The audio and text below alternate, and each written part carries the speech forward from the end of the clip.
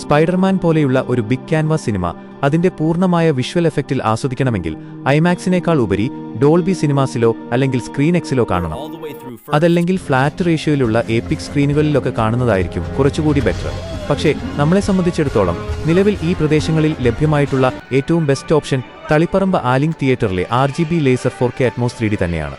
ഇങ്ങനെയുള്ള വലിയ സിനിമകൾ റിലീസ് ഡേയിൽ തന്നെ ഏറ്റവും മികച്ച വിഷ്വൽ സൗണ്ട് ക്വാളിറ്റിയിൽ കാണുക എന്നതാണല്ലോ നമ്മളെപ്പോലെയുള്ള സിനിമാ പ്രേമികൾക്ക് പ്രധാനം.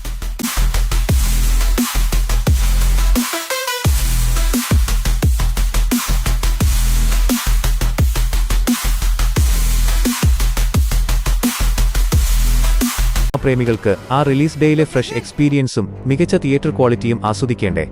അത് അടുത്തുള്ള തിയേറ്ററിൽ കിട്ടാത്തതുകൊണ്ടാണ് തളിപ്പറമ്പ് ആലിംഗ് തിയേറ്റർ തന്നെ ചൂസ് ചെയ്തത്. എന്തായാലും സിനിമ കണ്ടുകഴിഞ്ഞപ്പോൾ ആ എടുത്ത തീരുമാനം 100% ശരിയായിരുന്നു എന്ന് തോന്നി. ഈ സീരീസിൽ തന്നെ എനിക്ക് ഒത്തിരി ഇഷ്ടപ്പെട്ട തിയേറ്ററിൽ തന്നെ പോയി അനുഭവിക്കേണ്ട ഒരു കിടിലൻ സിനിമ. തിയേറ്ററിലെ ആ 4K വിഷ്വൽസും അറ്റ്മോസ് സൗണ്ടും ഹൗസ്ഫുൾ ക്രൗഡിന്റെ ആ വൈബുമൊക്കെ അടുത്ത ലെവൽ എക്സ്പീരിയൻസ് ആയിരുന്നു.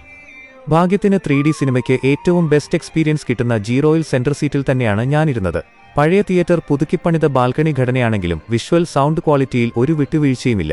പേഴ്സണലി എനിക്കൊരു സ്റ്റേഡിയം ടൈപ്പ് സീറ്റിംഗ് ലേഔട്ടാണ് കൂടുതൽ ഇഷ്ടമെന്നത്. ഒഴിച്ചാൽ സീറ്റിംഗ് എല്ലാം സുഖകരമായിരുന്നു.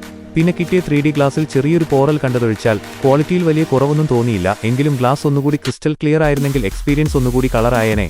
എന്തായാലും തിയേറ്ററിൽ തന്നെ പോയി കാണേണ്ട ഒരു കിടിലൻ പടം തന്നെയാണ് ഈ സ്പൈഡർമാൻ.